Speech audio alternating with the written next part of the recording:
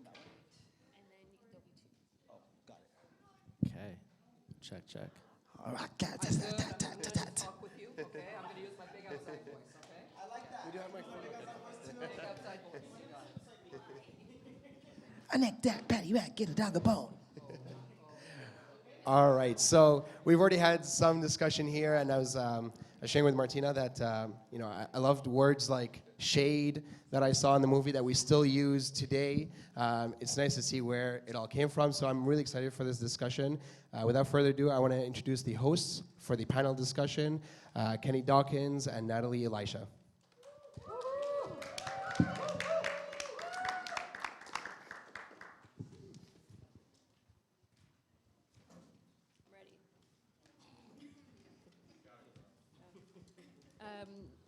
If anyone, well, there are lots of seats here. If anyone wants to come in, that might be easier because I don't want to Come have my back to on, you. move on but down. Don't be shy. Come on. Like, look at all this space right here.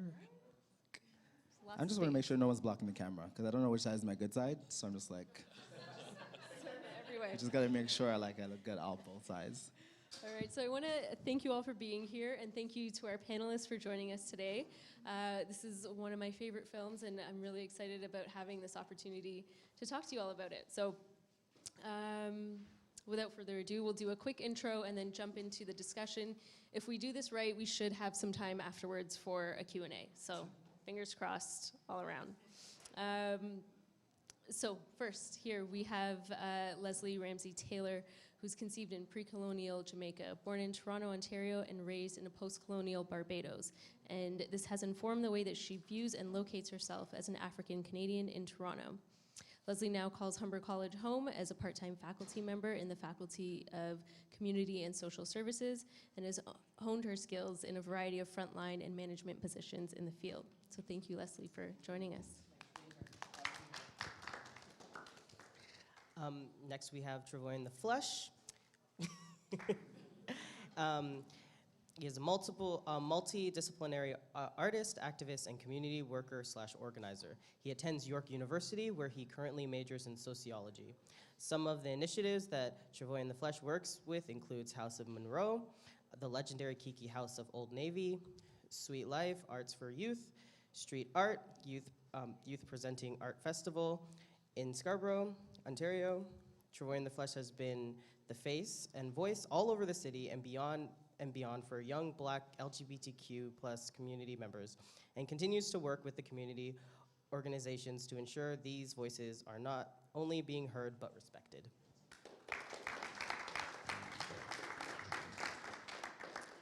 And then at the end, we have Pirom Houth, who's been here at Humber for 6 years and is currently a career and success student advisor at Humber's Lakeshore campus. He is also a Master's of Education candidate at the University of Toronto, studying student development and education in higher education. So Pirom identifies as part of the LGBTQ community and sits at the intersection of many identities. Using his personal experiences in education, he wants to advocate for diversity on campus for students and staff. As a former high school dropout, Pirom believes that education is pivotal in empowering those who face oppression to take power in their lives, in their communities, and their own multiple identities. So thanks, Pirom, for being here.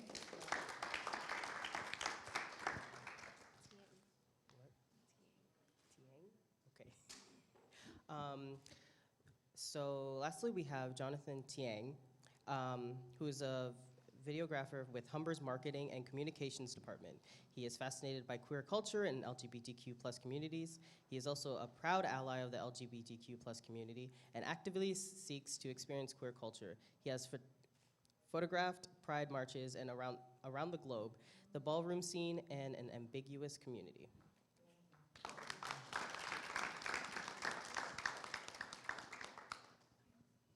Okay, so we'll get started.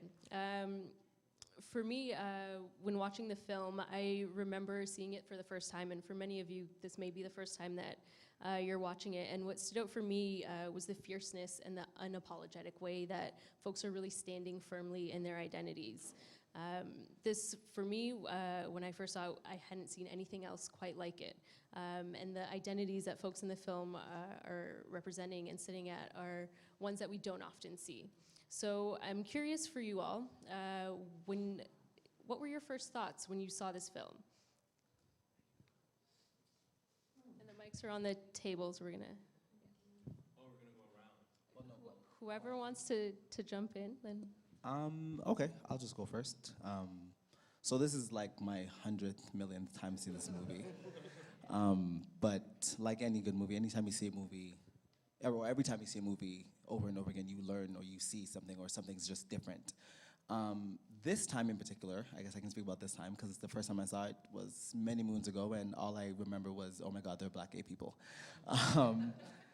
But this time I took note to the language that was used, the I think she said transvesticular surgery. Yeah, and I said, a what? Okay, it's your life, get it.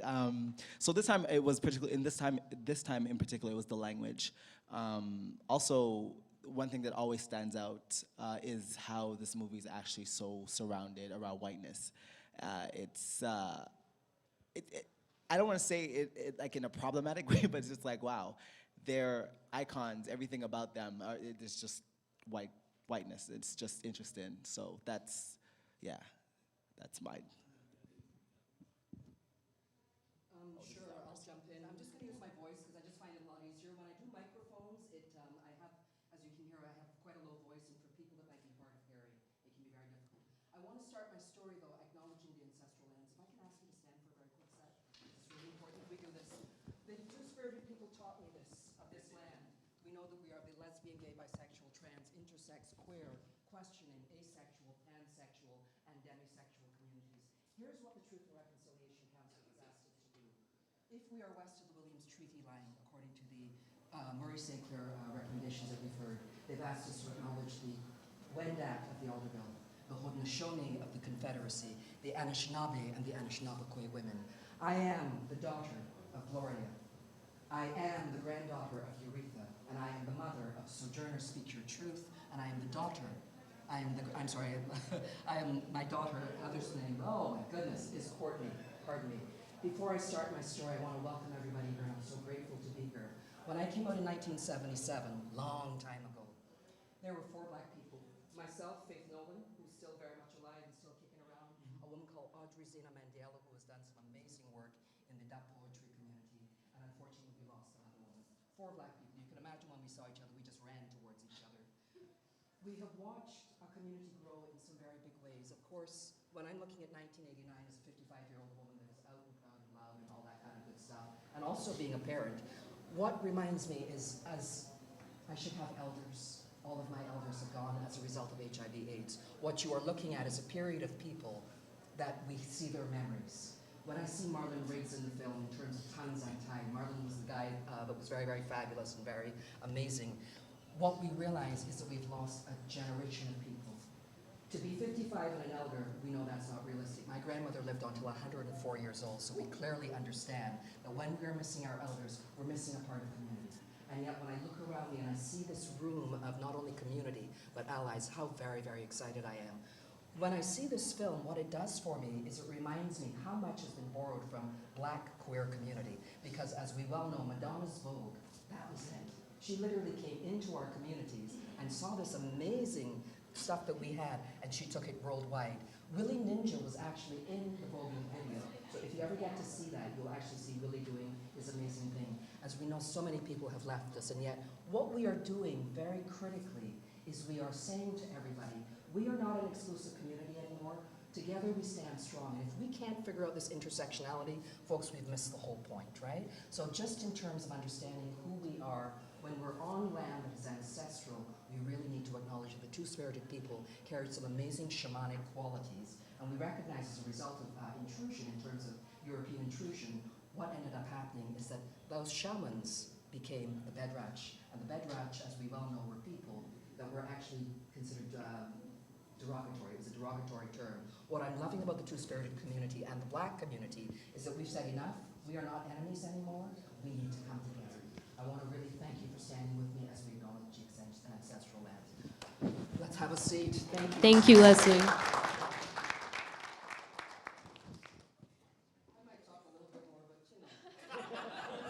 We welcome it. We do. And to Pirom and Jonathan, if you wanted to share your thoughts. I have to go up after that. Right. And we're done here. Thank you all for no. I know. Definitely not. No, absolutely. I think what struck me when I was watching this film was the power dynamics that kind of came into play. So the aspect of the ball, right? So the ability to, if you're, especially for that time period, the fact that you're coming from a period where you're invisible, very marginalized in many ways than one. In the fact that you are marginalized because of your skin color, because of your race, but then marginalized because of an identity that people may not see, right? An invisible marginalization. And the irony in some ways of the ball culture in people kind of reclaiming some of that power, but in a very false, in some ways, in manner, because you are kind of not reappropriating, you are mimicking white powers, right? And so, when I was watching the film and they were talking about, acting very male, the gender norms of the gender roles of, what it means to be male, and all those other pieces that kind of came along with it. It was really interesting. And they mentioned it many times throughout the film about you're coming here to lose yourself because everyone else is gay. Everyone else identifies as within the community. And so, what else are you bringing to the table to kind of like bring yourself and add that personality, right? And feeling safe. I think it's really important to remember what happened in our HIV/AIDS 1980s days is that ads were fairly extra actually saying straight acting, straight looking, because the backlash was so huge against us. For a woman like me to walk into the community, people immediately knew who I loved and who I was. So the whole thing was about, as we would call being stealth, right? Being stealth, and I know the trans community takes that very much now and talks about stealth. So it was about actually surviving. So, but I hear you, because in 21st sensibilities, of course, it seemed like appropriation, but back then it was survival. It was just straight up survival. Appreciate you. I was actually going to say pretty much the same thing that Leslie just said. And I think one of the things that's important, so when I first saw the movie, it was after I had met Travoy already. And so just so everyone knows, I've traveled down to the States quite a number of times to go and photograph balls. So I actually saw this after the fact, kind of like gathering information about where am I and what am I doing here all of a sudden. And there are, one of the scenarios that's kind of fascinating for me is that I have photographed both balls and trap houses. So trap houses in drug dealing places. And it was shocking to me that sometimes I would go to a ball and then next week I would go to the trap house. So the part about survival, you're absolutely right, because that's not generally accepted. And so just because, it's 2015 doesn't mean that in the neighborhood that you're from, you can just be who you are. That's just still not acceptable everywhere. So I saw a big element of the survival aspect of that as well, the first time and this time watching it. Okay. The director of the film is outspoken about how difficult it was to get funding and support to make the documentary about a gay subculture in Harlem in the 1980s. Thankfully, she did, and we are able to continue to learn from and enjoy the film. How important is it to document and record these moments?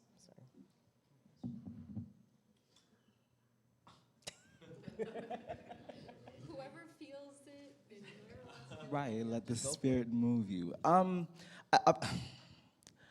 think it's uber important to document things. The the downside, or the not downside, but like the negative side of documenting everything is that sometimes you sort of like are documenting and not actually living it and being in the moment.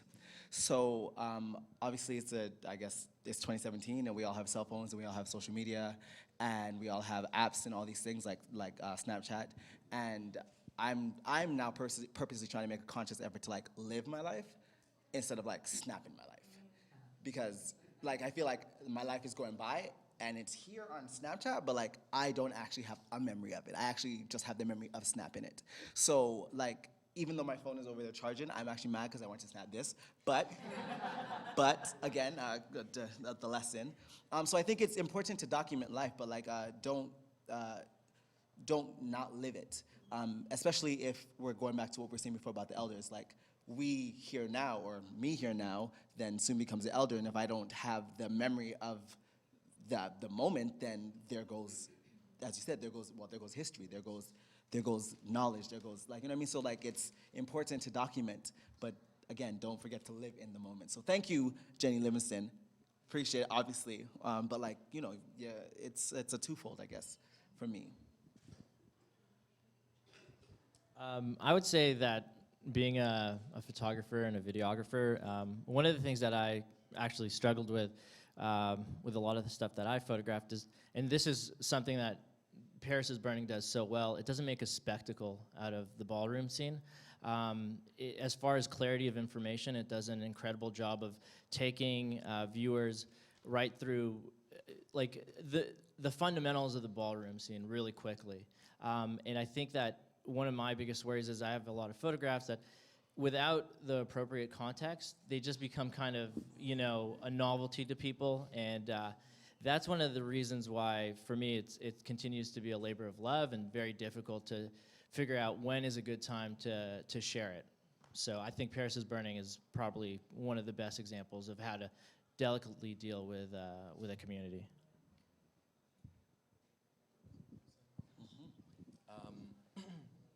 So I did my undergrad in media studies. And the funny thing about it is that, you know, we often hear the saying about, you know, history being told by victors, right? And the aspect of, you know, being able, the fact that if they hadn't been able to raise enough money for this film, this would have been lost to many people, right, this story. And so when you think back to, you know, they're fortunate to have the ability to tell this story, but how many stories are there that are not told? How many subcultures have been kind of erased from history when we live in this North American context, a very westernized context. So the ability to kind of showcase or tell your story, I think, is a very important one. And I think being in 2017, having the ability to to be your own producer, to go on YouTube and tell your story, even if it's like 2 viewers or whatever the case may be, but you're able to record yourself, you record your story, recording your identity and who you are, and sharing it with the world. I think that's a very, very powerful piece, especially in 2017, the ability to not be invisible, to be able to, you know, to be beyond your race, beyond your sexuality, to be intersectional, to be an advocate, or to be whoever you want to be, and to be seen. I think that's an important piece of it. I agree with everything my colleagues have said, and I think what is really, really important is just remembering, again, the era that we're looking at, right? Paris is Burning is so located within that era of the 80s. So what I can imagine how difficult it must have been to get money.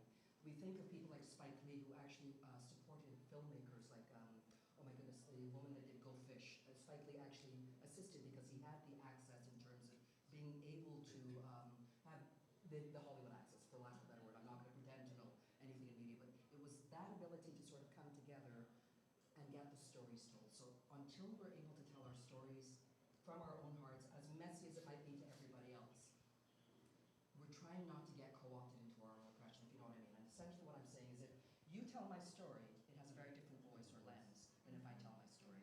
And I love the language that you use. It was sort of a very neat, for lack of a better word, way of not exploiting all culture. Because we've always been the butts of jokes. That's how we were portrayed in media. So we were never allowed to be actually full human beings. So to see this from our own voice, with our own culture, with our own marginalization, and not sugarcoating it for you, that's what I loved about it. So you sat and watched people talking about their lives. It's real. It's the real deal, right? What I also really appreciated was a film that was able to talk about some of the dangers of the underground economy. So we saw Venus very clearly, a beautiful human being, and we know at the end of the film that Venus is no longer part of the story, right? So for me, that captured it so well. Yeah, and I think I'll leave it there. But I agree with everything you said.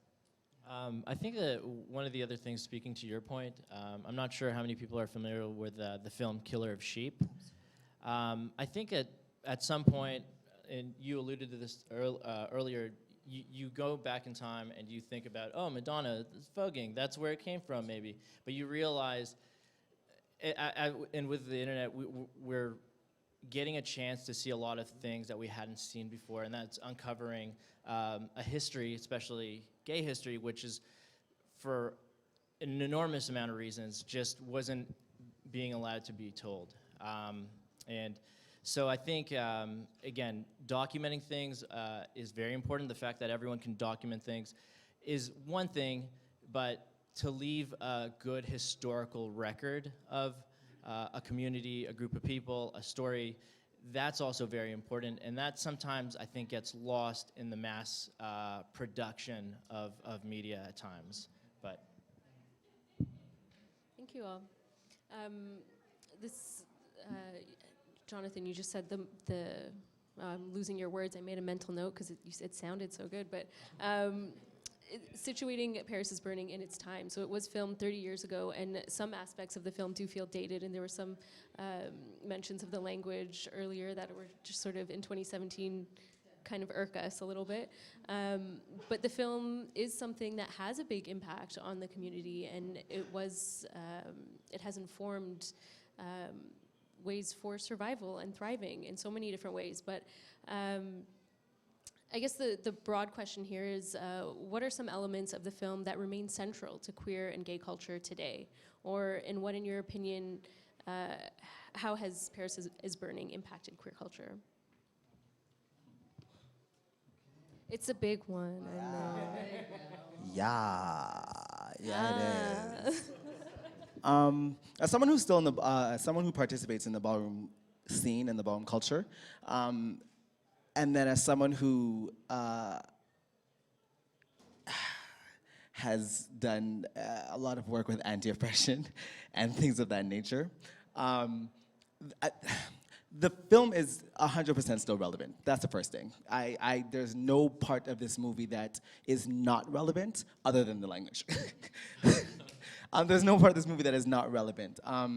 Survival is still key for everybody, whether you are a gay male or a trans female. Like, survival is still key. How you choose to survive or how survival looks to you might vary, but survival is still a very important part of all of our everyday lives. The houses and family, or chosen families as they're called today, outside of the ballroom scene, still very important. We were talking about elders. I'm a parent, I'm a gay parent. I'm a mother to some and I'm a father to others. So again, the elders, like everything in this movie is just 100% relevant. And of course, the balls are still fab. So everything is, it's actually so funny. On the flip side, I can see why everything is so problematic in this movie now, because of the fact that, for example, that category realness, it's always been problematic to me. As someone who has, again, gay kids who don't necessarily blend in or fit in, it's hard to sometimes tell them, well, learn how to be real. Like, it's just that simple. Either you're real or you're not. And if you're not real, then you're a bush queen, shut the hell up and live your life. Or you learn how to man up, and problematic language right there, learn how to man up and live your life accordingly. So, like, the movie it's a twofold for me, from I guess an educational side, and then from a experience side. For example, quick anecdote, like when I was younger, I was definitely more, I would say, people would say that I was definitely more feminine than I am now. And I'm just like, so wait, now that I put a fitted on, like I'm now all of a sudden like this different person. But again, how I choose to present myself is my own choice at the end of the day. The movie doesn't really, it gives you that, the idea to be yourself and what it is, what being yourself could lead to. Like, it's awesome, but then they don't really tell you about, actually one moment where he says, at the ball, you're a superstar. You just have to convince yourself that you're a superstar when you leave the ball, because that's when it actually really matters. You see, like, it's, yeah, so the movie's still 100% relevant to me, at least.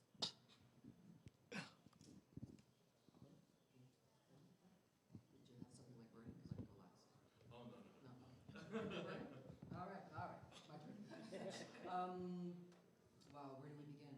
Agreed. I think when I'm going to get political, folks. Okay, watch out. You know, black lesbians in their politics. When we're looking at a Trump America, where do we begin? Right? How relevant is this right now? Like every day, this Mr. Trump needs to sit down and watch this, along with Mr. Pence. Yeah. I can hardly wait. What I'm deeply concerned about is that this film doesn't have a follow-up. I'd love to see where they are. I'd love to see who's still alive, who made it, where they ended up, how they changed their little bit of the world. Because as you said, it's 30 years ago. So where are you now? I'm almost wondering like a second Paris is burning. I don't know how we make that all happen. We know that Willie Ninja went on to great things, right? We know that. But I'm not quite sure what happened to the other folks. We are looking at a very, very neoconservative, neoliberal kind of world. Surprise, surprise, this film is still relevant. We are looking at a rollback in terms of poverty and people just trying to live. When I'm in the field, what I end up having to do is actually just getting LGBTQ youth food. You'd think in 2017 that something as simple as food would be your right, and yet we're still here. I'm looking at a 40% suicide completion rate. We're not doing as well as we'd like to think, okay? Our youth are in trouble, they are in trouble, they are in trouble. So whenever I see LGBTQ youth, I try to grab them, but there's only so much I can do. I need my allies. I need my allies. We cannot single, we're not in silos anymore. I'm a black woman, I'm a mother, I'm a lesbian, I'm single. That was not a,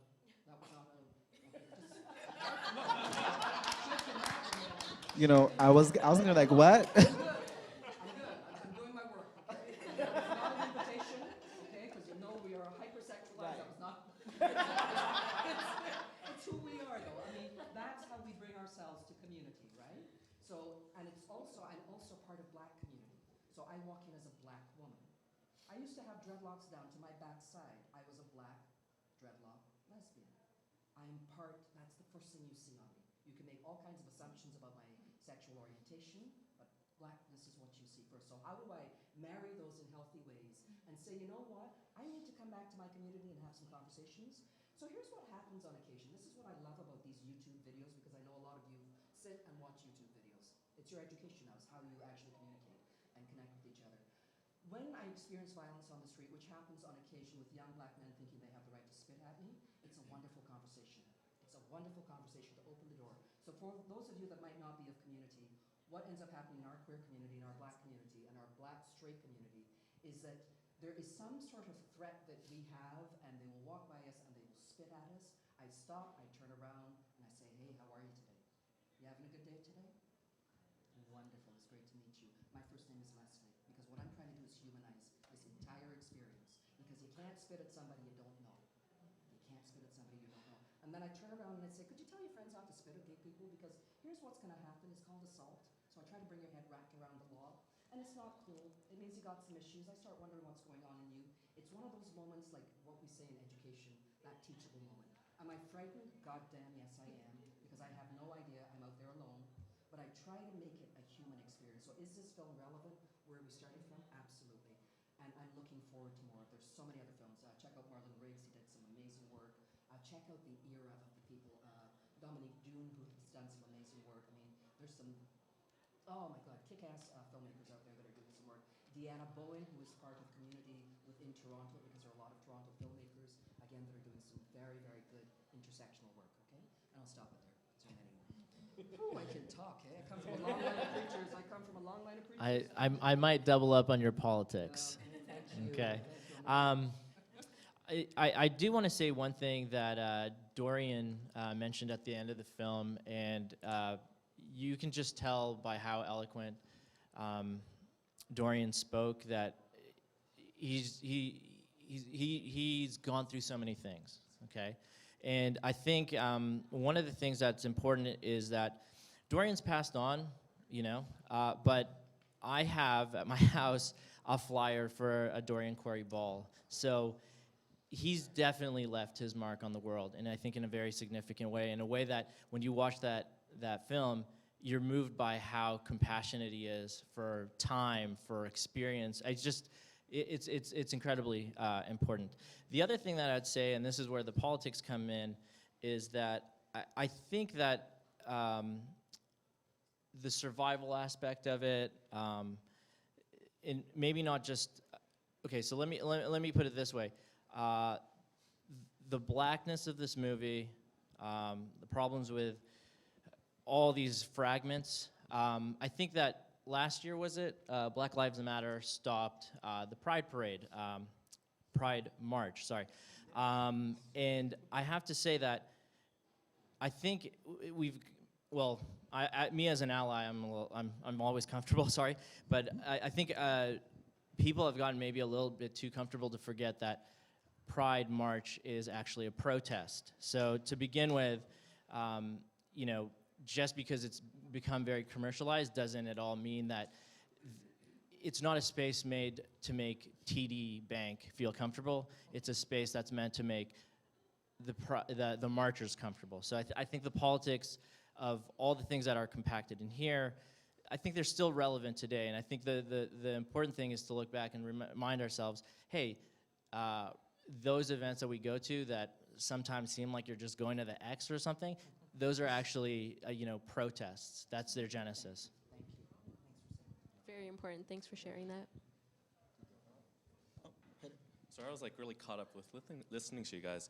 I think the part about community is a big piece that really, I think is really relevant. The fact that, you know, a lot of the people within this film were seeking community and seeking, you know, some type of representation or the ability to feel a part of something, because their family life may not be where they would hope it would be. Their personal finances or where they are in life may not be where they hope it would be.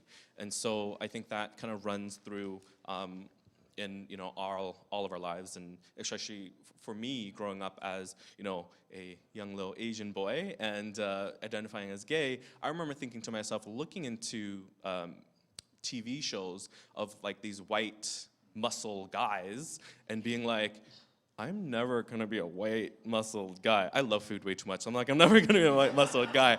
But I remember thinking, like, do I have to, is this what gay means, right?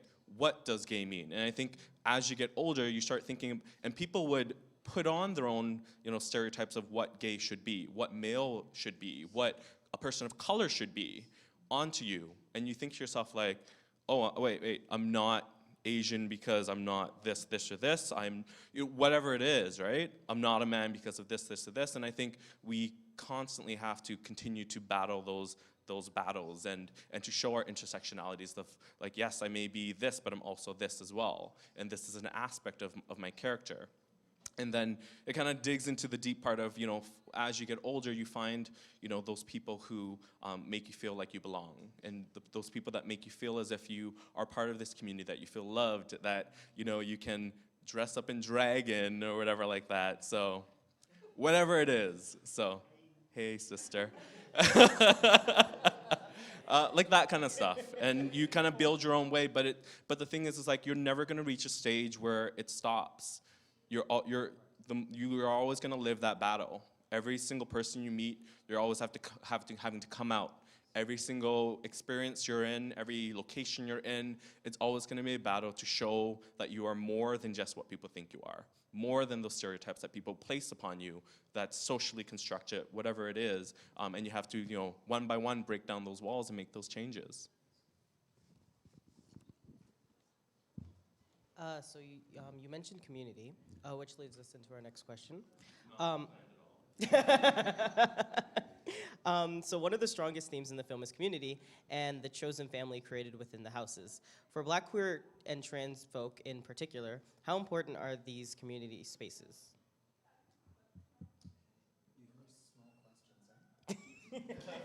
Right. I'm just like, really? Can we, like, really? Jesus.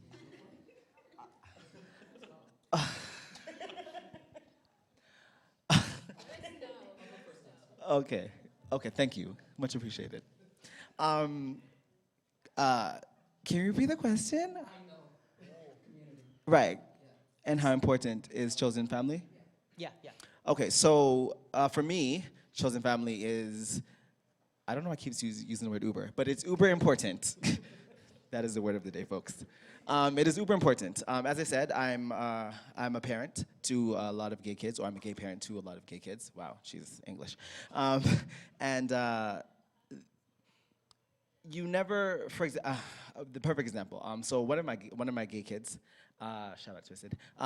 He, you know, like when you don't want to be friends with someone, but your friend is friends with them, and you're, like they're there, so you just have to like be there with them because you're all there. You know what I mean? Like, you know that?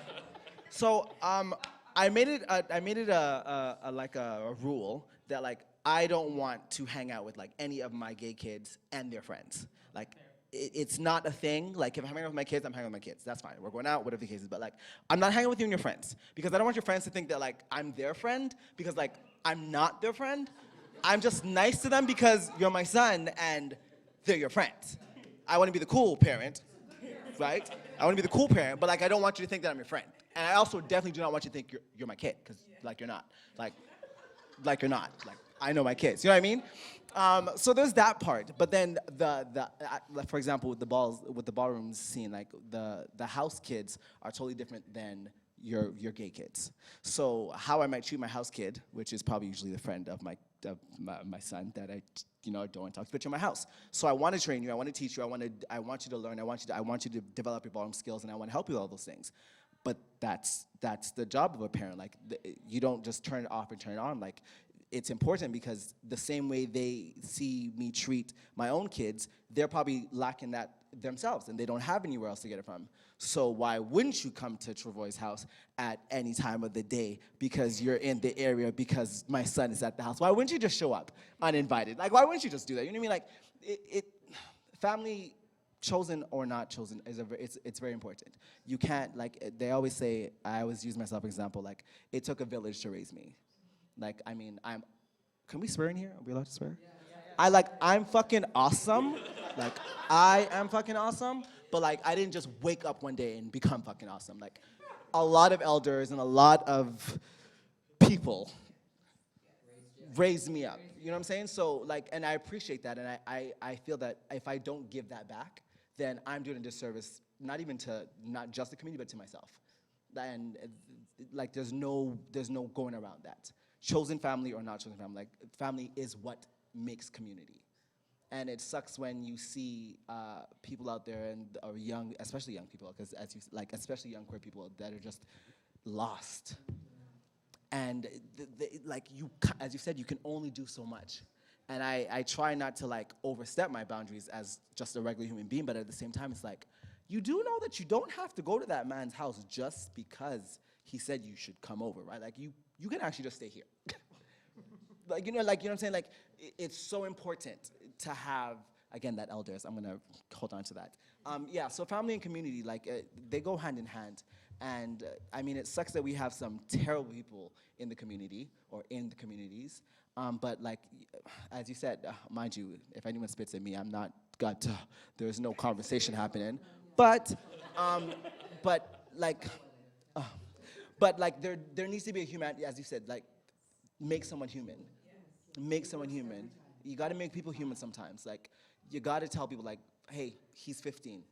You think you can just stop? You know what I mean? Like, it doesn't stop. Family and community, like, they go hand in hand. And even though I don't necessarily always like the hand, I know my place. I know my role, and I don't take it lightly at the end of the day. Okay, I'll keep it short. Can you? You see, it's a lot of years up here. I know, I'm jealous. I still got like so many to go. Okay, where do I begin? Family. I am a parent. I guess I'll just share my story. My ex-partner and I, who is a woman, we were together for 18 years, and we were so fortunate to have been blessed with 2 children in under 2 years.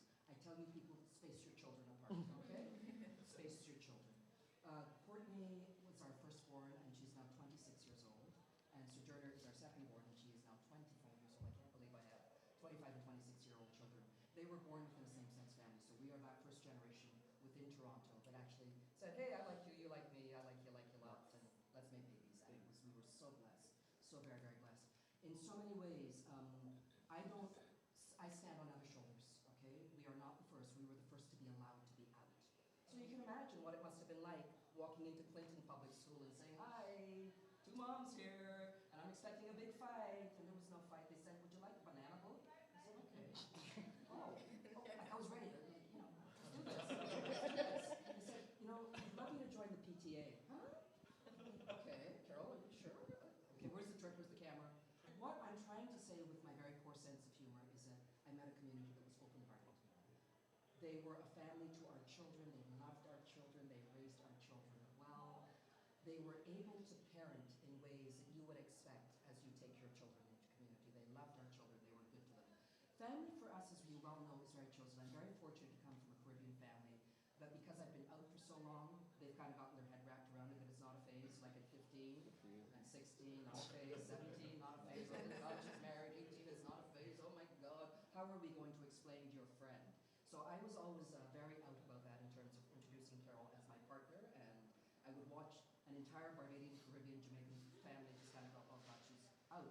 So we better be out too. So what I ended up doing was bringing my family out in so many ways. Were there issues? Of course. Was it problematic? Yes.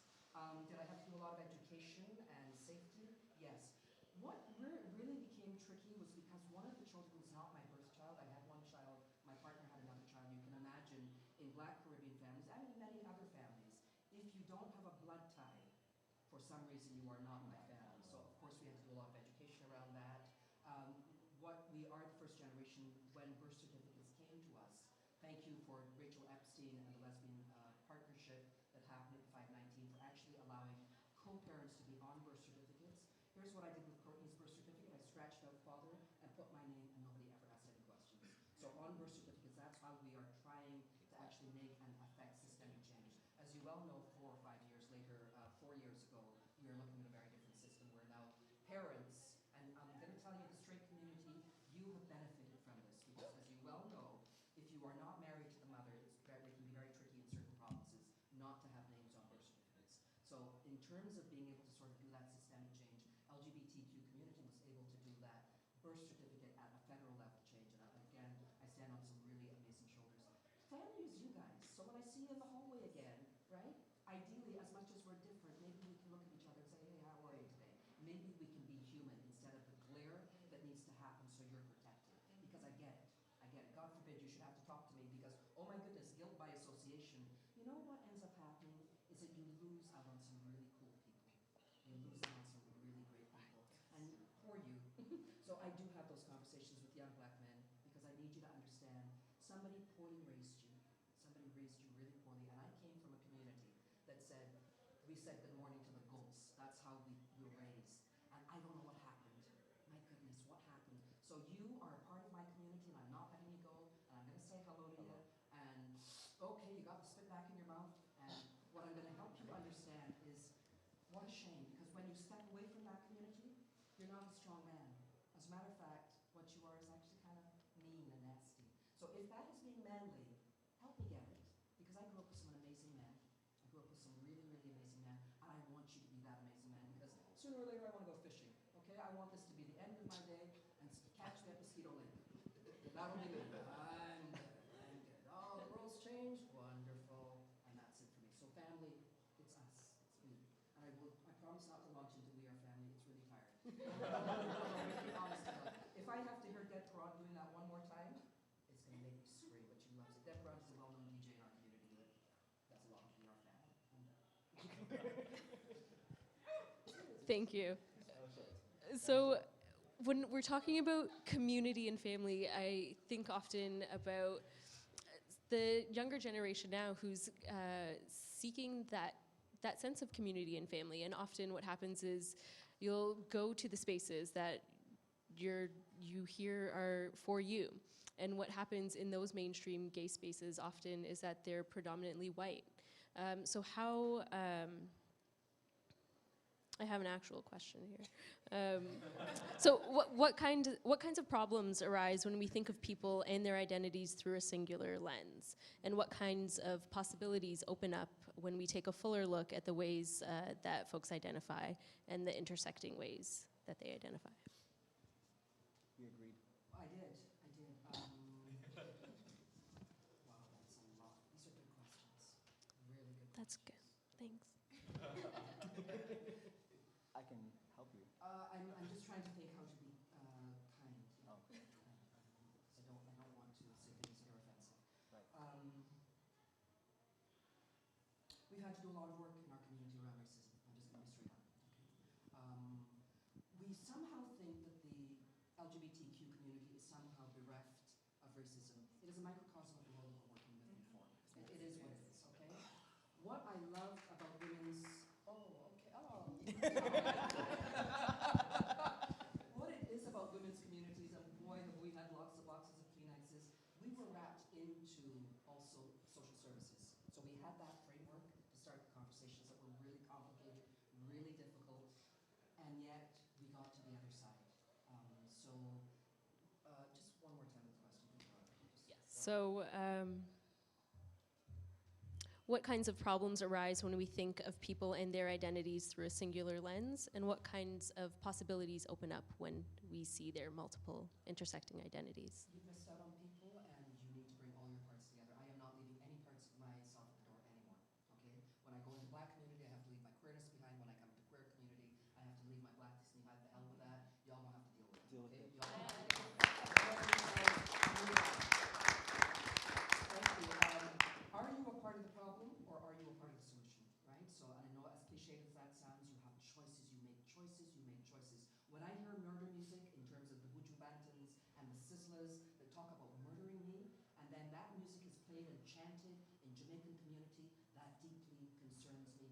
We got to get our shit together, folks. We really do. When we are then moving into white community, that comes with us. So in other words, we walk into white community and say, I'd love to hear some reggae music, because you know what, we are family, really tired, and that one little, oh my goodness, what did they used to play all the time? Rita Marley's song, what is it? Smoke something and get high, and whatever Rita was doing at the time, that is not reggae music. And here's what they say to us: you bring murder into our community. Ronaldo Walcott had an amazing conversation on the gay radio station, and and he was talking about murder music. For those of you that are not aware of murder music, it's reggae dancehall, and not all, but there are artists like Buju Banton, Sizzla, Capleton, Elephant Man, that literally put within their lyrics, burn LGBTQ people, hurt LGBTQ people, and here's what ends up happening in our communities, in Jamaica especially. There's a very well-known film out there, if you ever get a chance, called Gully Queens. This music is being played and chanted while people are literally being murdered. It's not okay. And then you use a Bible that was used to enslave us for 400 years. After 1611, when the King James Bible came into context, it was done to enslave our ancestors. That was the reason behind the King James Bible. I am not about to start getting biblical. I'm not going to start quoting scripture, because that's not what I'm talking about. What I'm talking about is, how dare we take something that was actually about freedom and lack of oppression. When Bob Marley played reggae music, it was not about murdering people. When we walk into white community and we try to bring our music with us, that's the backlash we get. Okay? That's the backlash we get. And we are forever, ever trying to educate people that we're not about burning up people. We're not about murdering people. No. It's a complicated yet exciting world, because 20 years ago I couldn't have had this conversation. Now I can. So there's hope. I'm not trying to leave you down in the depths. All I'm trying to do is round out the conversation.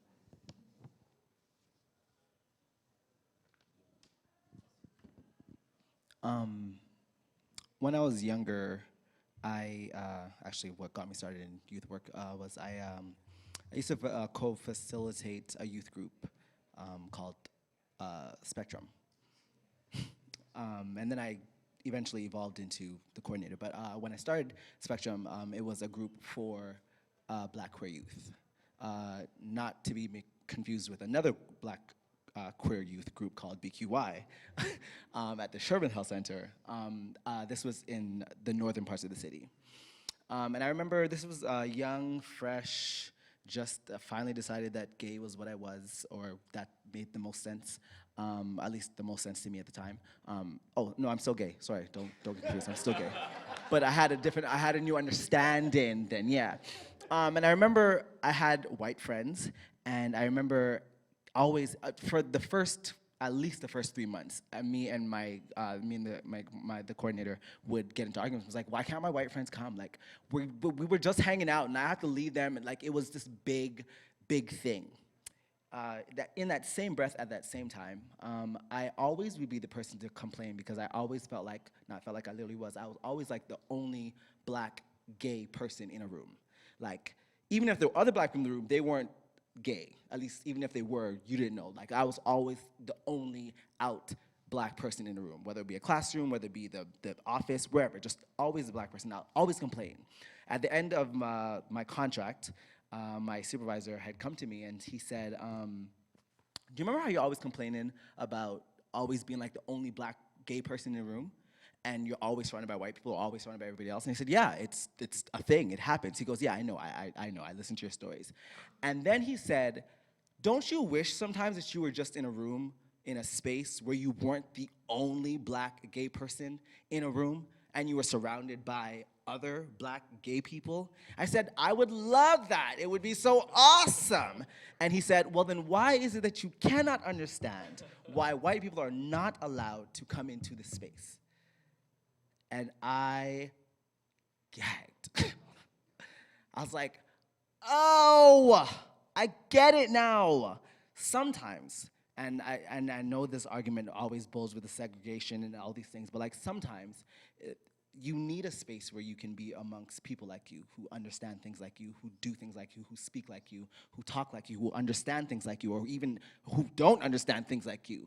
And there's an important piece. It's not necessarily to I guess, shape and develop the mind to only believe that this is the only way of life.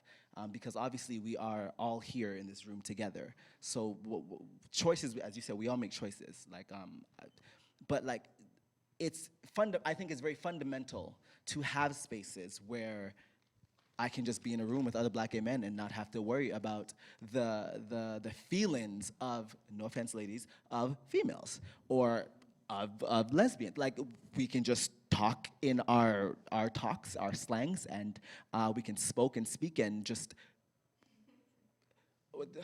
fellowship. There we go, we can just fellowship together. So I think it's important that spaces like this exist, because without it, like, you're missing, there's a piece that goes missing. Because, I mean, how else are you gonna learn how to be a black gay man if you don't speak to other black gay men and make up these stories about how to be black and gay? You know, like, how else is it gonna happen? It won't happen anywhere else. I mean, back in the day, I thought that if I didn't, like, I had my own white issues and my own self-hatred, but I've gotten over those things because I'm fucking awesome now, as I said before.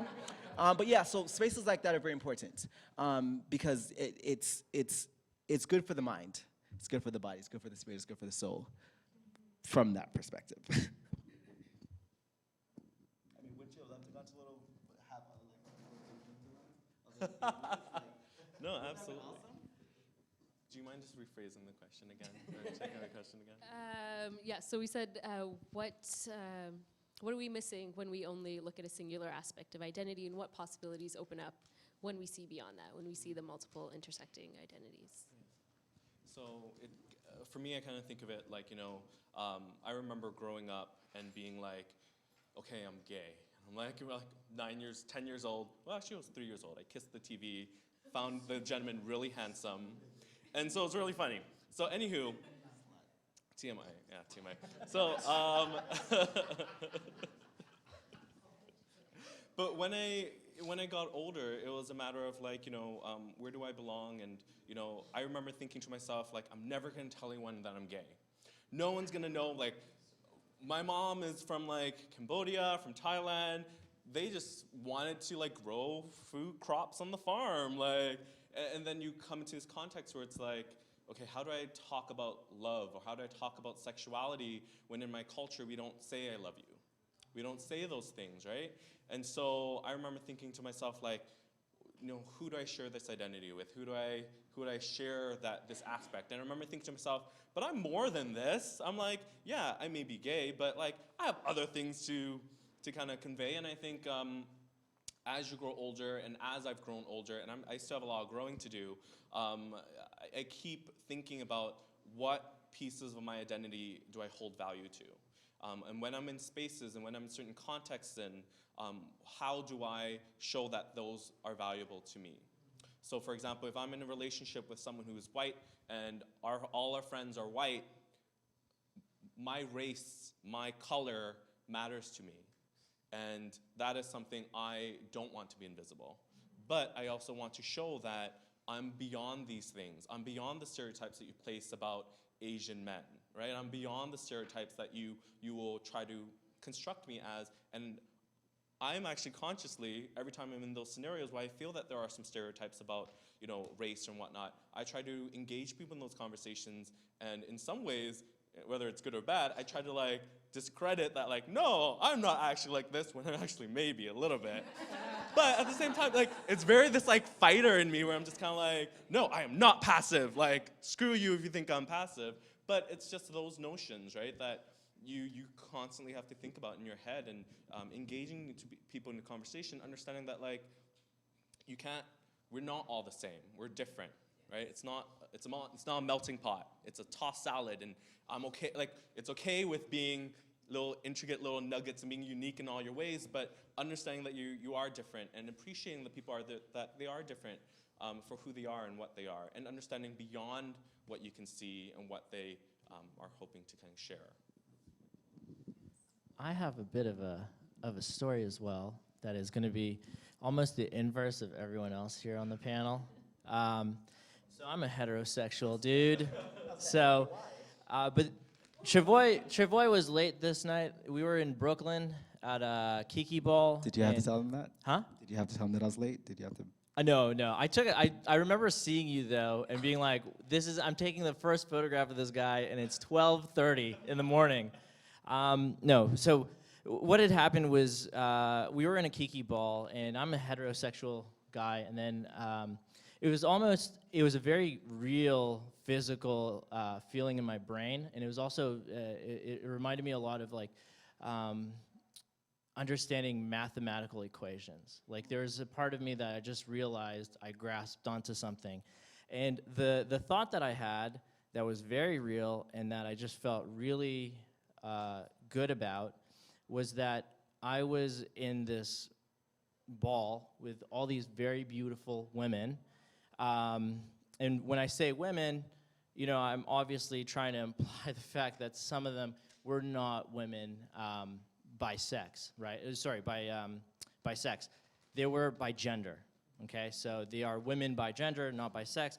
And I realized, oh my God, my next girlfriend might be in this room. And that was a very clear understanding that, I was always like, yeah, absolutely, this is how things are, and this is the idea behind this. And at an academic point of view, I really understood that argument. But I don't think that had that situation happen, I'd been on a date, and then all of a sudden, they're like, hey, listen, I have to tell you something. And it's not that I have this or that, it's something a little bit more. At that moment, I realized that, wow, I know that I'm okay with that. So that was as a heterosexual dude, I was like, oh, that's what that means to be accepting of people's identities. So that's that story. I know. One thing to say. Sorry, not one thing, but another thing about shared spaces and being people having their being known or being seen is when I am in spaces, I'm very cognizant of my privilege. So I'm cognizant that although I grew up in a very poor community, I have, I'm doing my master's right now. I'm cognizant that I'm a man. I'm cognizant of all these different things that I have. And I think, being aware of that allows you to have people have their voices back. I'm cognizant, for example, I was in a group project in my master's course, and they were all females, right? 4 of them. And I remember talking, and I'm like, okay, I need to take a step back. And I actually said, I'm like, if any of you want to take the lead in this, do it, because I don't want to feel as if I'm being this way because I'm a man, right? And even in meetings and stuff, I'm always conscious of how much time I have to talk. And ensuring that people who may not have those same abilities have the same voice to do that.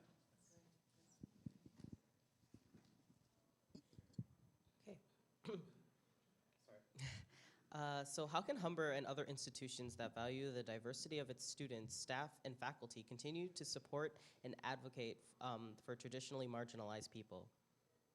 And when thinking about the success of our students, how important do you think cultural specific programming is? We can start with the first one, if that helps. And I know we're kind of approaching our time, so if people need to step out, Yeah, that's if you- cool too, but if you're all okay with I'm the fine. final question, yeah? So we can So start with that the first first one. part? Yeah. Okay, one more time. How can Humber and other institutions that value the diversity of its students, staff, and faculty continue to support and advocate for traditionally marginalized people? As an educator, this is what we're looking for. So what we need is curriculum. We need curriculum in terms of not just LGBTQ curriculum, but again, looking at the curricula that dovetails with other struggles. We cannot have it on the sidelines anymore. It cannot be the workshop that you attend and you get your sticker and you're good to go. It has to be grounded within theory, okay? And as an educator, that is something that I take into the classroom. What I've noticed is that my colleagues are also doing it too. I'd like to see permanent spaces so that we actually have a physical presence that we know the bridge program is over here. Bridge program's in the house. That the LGBTQ center is over here, that the faith-based center is over here. We can't be nomadic, right? As somebody that facilitates in another program, half of the time our people can't find us, right? It's as simple as not being able to find us. Okay, so room ACE 168 is no longer being used. So again, we need a grounded presence, we need curricula added on, and we need all of our allies on board. I'm excited when I see this community here, because it's very different than when we started. It was a very, very siloed community, and we're looking now at folks that get it. I get it, that you get it, so that's that. I think working at Humber, I think part of the things I always think about is that someone is just not one thing. They're intersectional. So when I'm meeting with students, it's not the fact that you're gay, so you're going to go to the LGBTQ Resource Centre, but you may be gay, you may also be a mature student, you may also be, someone who is struggling with mental health issues, right? And all those things, all those little bits and pieces, those puzzle pieces, make you as a whole person. And so it's not because you are this, you need to go here, because you're that, you're not. It's a collaborative approach, and it should be a collaborative approach in how you advise someone. So, advising someone who may be X, Y, or Z, regardless of whatever shared identity they may have, is going to be different. And you have to always listen to that person and have them actually say and listen to what's being said, because sometimes I find that some folks may tend to listen to one thing and say, oh, you're this? Okay, you need to go here. Or you need some help over here. When the actuality, maybe it's not the fact that they're gay and that they need to identify within the LGBTQ Resource Centre for that time. Maybe it's a mental health thing, right? And all those different variables. So just being able to listen to it. Yes. Yes. I think the only thing I can add, I think you touched on it just a while ago. Like, as people, we often forget that we're filled with different emotions and different thoughts and different feelings. And just because today I don't feel like I want to be the black gay guy, doesn't mean tomorrow I will not wake up loud, strong, and proud to be the black gay guy. So I think we have to, I guess the best way to say is we as individuals have to be open and honest with ourselves so that when we speak and people listen to us, not only are we heard, but we can actually, I guess, find answers to the questions or the problems that we have. We have to accept the fact that there are a lot of things are inside of us that make us people. We're not just one thing, one person. Like, we have, not to say this in a mental health way, but we have multiple personalities inside of us. Like, we're happy, we're sad, like we go through the motion. And every day is a different struggle. So we have to be open and honest with ourselves in order for people to actually be able to support us and support us in the ways that we actually need support. In case it does happen to be a mental health situation, or it does happen to be the fact that I'm fine with being black and I'm fine with being gay, but what I'm not fine with is the fact that my family doesn't, like we have to be open and honest with ourselves, and it's not the easiest thing, staring yourself in the mirror and be like, I don't like that about you, or I don't like that, like it's not easy. And until we do that, it makes it very difficult for the people who are trying to support us or trying to help us to actually do that, because we can't even help ourselves. So it becomes very problematic in that sense. So I think to answer the question about support, like, yeah, we have a responsibility to ourselves as well as just everyday human beings. And if we don't deal with those things or try to deal with those things, it makes it very difficult to find support at the end of the day. Okay, I'm going to answer your question super quickly, and it's going to be super specific. When we watched Paris is Burning, I think we noticed that there was a the breakup of demographics, socioeconomical, and political backgrounds are very, very specific. So with regards to Humber College, what I would say is that I think it would be very odd for us to, let's say, you know, hypothetically, we're going to send a counselor to speak to some of these kids, okay? It would be very odd to send someone from like, oh, this person studied at Berkeley and they've got their alma mater, you know, they got their doctorate from, you know, Yale or whatever. Come speak to this Puerto Rican kid who, you know, has nothing in common with you, and no matter how much research, you're just not going to know him. So I would say, okay, it's very important that where we hire people at this institution is important that it reflects the people that are here. And that disconnect is pretty bad. And I'm going to get burnt for that, but that's okay. So I'll stop it right there.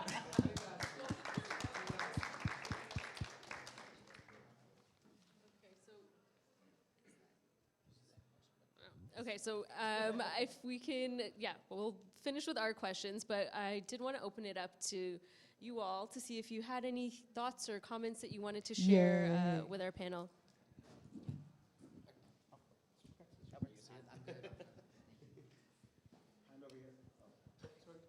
get back to you.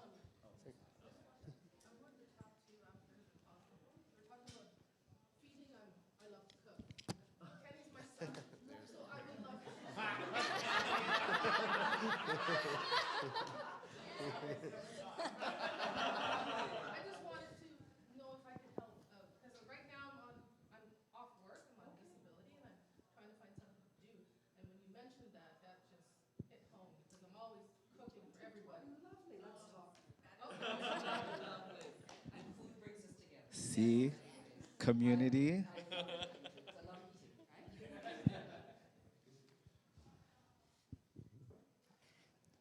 So you guys are great, and it was just a pleasure to hear from you all. So I am a proud and active ally, and but I would really love to have you, one or all of you, respond to my optics, and I don't know if my optics are correct or not. It seems to me that culturally, and the burning of Paris was really identified it, that there is so much more emphasis and awareness and insight around the male experience, whether it's the trans male or whether it's the homosexual male. So that there's a lot about that, not so much about the female experience. So I have a trans son, female to male. And I know, I mean, I don't know what the stats are, but I know certainly anecdotally the stats are that female to male is maybe 1/3 or 1/4 than the male to female, just for trans. But even in the whole gay experience, the emphasis, awareness, the stories, the insights are all, so why, so first of all, are those optics correct? And if so, I'd really love to hear your comments about that. You first? Wonderful question. Thank you for asking that. You'd be right. There certainly is a preponderance or a weight of gay male stories. I think expectation of male behavior, right? So there is that sort of situational, heteronormative male against which gay males compare themselves to. As we know within the patriarchy, the stories will be told. Where you will find a lot of stories about women of all kinds is within women's community, because as much as we love our men, we've got to separate every so often, just so we can get our own voice and come back to the group to say that. So it's almost like you have to know the community to actually know where the women are. And I can't believe that I'm saying this in 2017. We're a lot more visible than we used to be back in the day. But for example, where women hang out is in the West End of Toronto. They don't hang out on Church Street. When I hang out on Church Street, it's like, oh my God, I'm the only woman here. Holy smokes. And yet, for so many of us, Church Street is our village, because when I came out in the 1970s, there was no such thing. Church Street was actually born of us as a result of actually started with 519, of course, and that whole sort of wall that was dedicated to many of our friends that we lost. So the voices of women are there. You just have to find them. And we party so differently, and we communicate so differently, and yet so many of our male brothers have come on board. When I hear things like intersectionality, I'm excited, because that is definitely coming out of a feminist sort of perspective. Recognize also that we were in a very hyper-masculine community, so anybody that sort of spoke about feminism was considered, oh my God, what kind of, you're looking at the margins within the margins within the margins. So it is an excellent question, and as I said, it's a matter of knowing where the community is and knowing where the women are. Because also many women pass, right? I'm a rarity in Black queer community. I don't pass, it's not about passing. I'm okay with who I am. And many of the women within Black community are, how can I put it? When you say passing, When I'm talking about passing for straight. Yeah, no, yeah. No, thank you. Thanks for bringing that up for me. So we're definitely there. It's just that you won't see us a lot on Church Street. Where you will see us are things like the Dyke March, and surprise, surprise. Where you will see us, right, are things like Black Lives Matter. Where you will see us is actually working in community, in coalition. We work a lot like that. But it's a great question, and it's one that is very much asked. Where are the women? And why aren't we hearing the women's voices? I think that your lens is, that I have the same lens. Yeah, that is it. Like, I find it so problematic myself. I'm just like, for example, sometimes I'll go to like the youth groups of the cases, and there will be women, cisgendered or trans, whichever, and I often just get so offended at what I would find disrespectful to how the gay men treat women. I just do not understand the concept. Like, I cannot grasp how, like, again, I'm not perfect. If I'm gonna argue with me and you're getting into an argument, like, for example, like, I do not call, like, I love the word bitch, hey, but I just cannot call another female a bitch. Like, it's not a thing for me. Like, I have like the utmost respect, and I don't understand where this especially in the gay community, like, where this patriarchy thing like comes from. Like, you don't need to silence. Like, we're all marginalized here. Like, nobody's winning. They're struggling just like we're struggling. Of course, I know that the struggle is not the same, but like, it is a problem. Fortunately for me, because I'm fucking awesome, I have made it my duty to find these women, because I want to hear the stories too. Like, I feel like I'm missing a part of, like, knowledge, the education, the not to be sexist, but the what do you call it? The nurturing. Like, I crave it. I like being spoiled, especially by women. Like, I love it. So definitely. So you are absolutely right in terms of, like, how you see things, because I see the same way too. If I didn't actually have female friends, I probably would be like, yeah, where are the women? I was gonna just say, like, I absolutely agree, and I think like on a representation on a media side of things, I think a lot of the times when media tries to identify a certain group, they pick a spokesperson, or they pick they frame it so it's easier for people to digest, and unfortunately, people who are that don't fit that framing are kind of invisible to that. Are there any other questions that folks have? I just have one comment. The last time we went to, no, it's okay. When you, at the remembrance, after we left, right, was walking, and just the comments that was said to Kenny and who we were with, it just hurt me. It just brought me back to when I first came to Canada. It's like that nigger, the first time you hear nigger. That's what it brought me back to. I can't believe how narrow-minded people are. It just make me want to bring my tears to my eyes. It's like what he has to go through every day. I can't, it just really touched me, and I would like people to, they should be coming to things like this, and Kenny's an awesome person, like, Kenny is fucking awesome. I was about to say.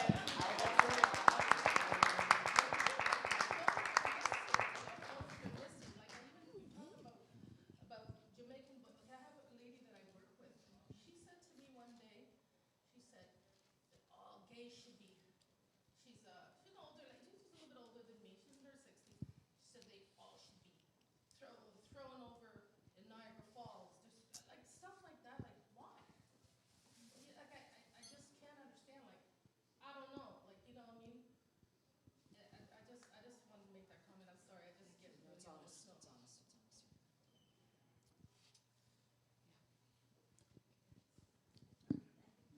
Yeah, you can go ahead. Okay, I just have a question. Like what Leslie, I think you were saying, how you want to educate people instead of like spitting back at them. How would you educate someone that is educated? Like they're very educated, but they spit on people who aren't educated instead of educating them. Does that make sense? No, I'm not. Okay, Sorry. so I have a friend that's not as like woke as my other friend. So It's not him. no, it's not him. No, he's pretty woke.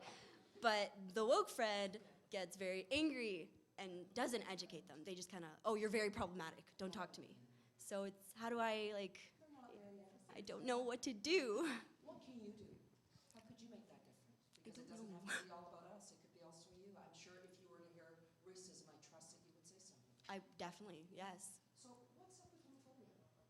Pardon? What would be wrong with saying something around homophobia? And it might be that speech in the mirror, right? Because I know that our adrenaline gets going, and before you know it, you just can't say those words. So it might be a practice speech of, hey, why are you doing that? Are you okay? Right. You know, you almost hit me.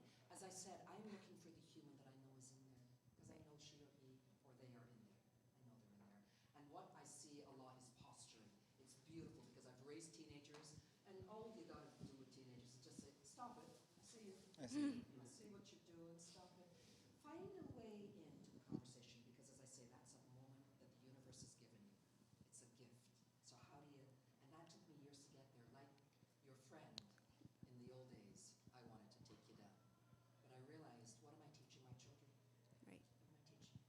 I'm teaching you how to fight with your fists, and here I am full of crap because I've taught you all the way through.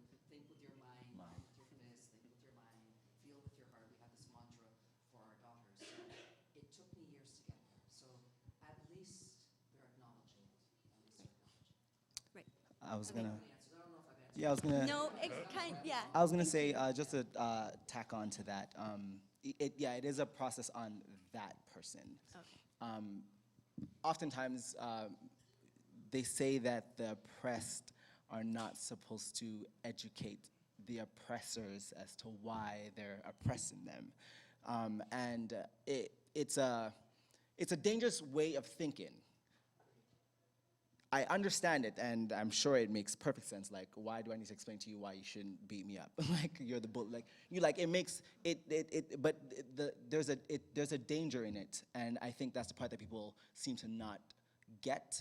Like, oftentimes, like that is actually the moment that actually can push us forward. Like, if Right, you yeah. took a moment to just say, hey, when you say this, it makes me feel like this. And then hopefully the conversation will go in a positive direction. But like if no one ever takes the time to have that moment, then this woke person is not woke. They're just ignorant. And like that's what it boils down to me. Like if you have the knowledge and you have the education, but at the same time the other person has to want to learn as well. It is a two-way street, and as I said before, like, we are individuals, we make choices. Like, those moments matter, deeply matter. So bring that thought to them. I will, definitely. Yeah. Thank you. And as I said, it takes all of us. Yes, I came out in whatever God knows year, but everybody is important. What I really struggled with, in especially feminist community, is that it was almost like a settler mentality. I've been out for 30 years, and you're not worthy. Bullshit. Of course you're worthy. If you came out yesterday, welcome. If you came out 30 years ago, 40 years ago, welcome. It's about us all together, and we have to get away from this notion of oppression Olympics. Somehow my heart hurt is more than yours, and I've suffered more. Stop it. Stop it. Stop it. And it's these conversations. I'm excited. This is why I had babies, because I knew that through that, the world was going to change. Go have as many babies as you can, LGBTQ people. As many babies as you can. I'm 5, I'm 7. Okay. Let's space them out. Okay, Space them out. Space them out. Space them out. Okay, you don't need 2 babies in diapers, which explains the gray hair and the no hair at this stage. Loved every minute. Are there any other questions? Awesome before question, by we wrap up? So Troy, right? Okay. Travoy, yeah, Travoy. Travoy, Yes, sorry. no problem. Okay, so you talked about the realness category and the problems surrounding it, right? So in the Black community, we have this thing called code switching and code sliding, right? Some people call it fake it till you make it. How do you feel about that? Because for the most part, most of us cannot really achieve success without acting like something else. Using myself as an example, so I'm an artist, I'm a Yeah. performer, I'm a public speaker, yada, yada, yada, school, blah, blah, blah, all that stuff, all encompassing. There was a time before, well, obviously before, there was a time when I thought that because I was an artist, I had to be at my best all the time. And by at my best, I meant like I wanted people to think that I was at my best all the time. Like I had to look a certain way and all these things, like put on the show. And never mind it being too expensive, and my mom was not going to foot those bills all the time. I had to realize that, so for example, I'm sitting here now and I'm in a sweater and I'm in my earrings, keys. My earrings are a key tell for this is my secret, folks. If you see me in earrings, it means not that I put on a show, but it means that I'm in work mode. I am an artist, I'm an entertainer, all these things. If you see me not in earrings, and most likely my hair's a mess and everything like that, I'm not trying to be, but I know the difference between being TravoyintheFlesh and TravoyintheFlesh. Like, I don't want to ever be that person all the time. Like, I need you to know that I'm human, that I hurt, I have pain, I'm ignorant. Like, I'm, like, you know what I mean? Like, so faking it till I make it was a thing until I realized that I won't make it if I fake it, if that makes any sense. I have to find the realness, the human inside of me, and I need everyone to know that this person exists. So forgive me if you see me and I give you a dirty look. Maybe, just maybe, I'm having a bad day. Is that okay? Can I have a bad day? You know what I mean? Like, people often would say to me, like, you know, you want to be in this business, you got to know how to, again, fake it till you make it. I'm like, yeah, but no, like, even celebrities take off, like, their wigs. Like, come on, like, there has to be some human aspect to me, and I don't want people to think that just because I'm TravoyintheFlesh, who's fucking awesome, by the way, just because I'm TravoyintheFlesh, it doesn't mean you can't come and talk to me about any and everything. I actually got into an argument with someone the other day because I'm the kind of person, like, I like everyone.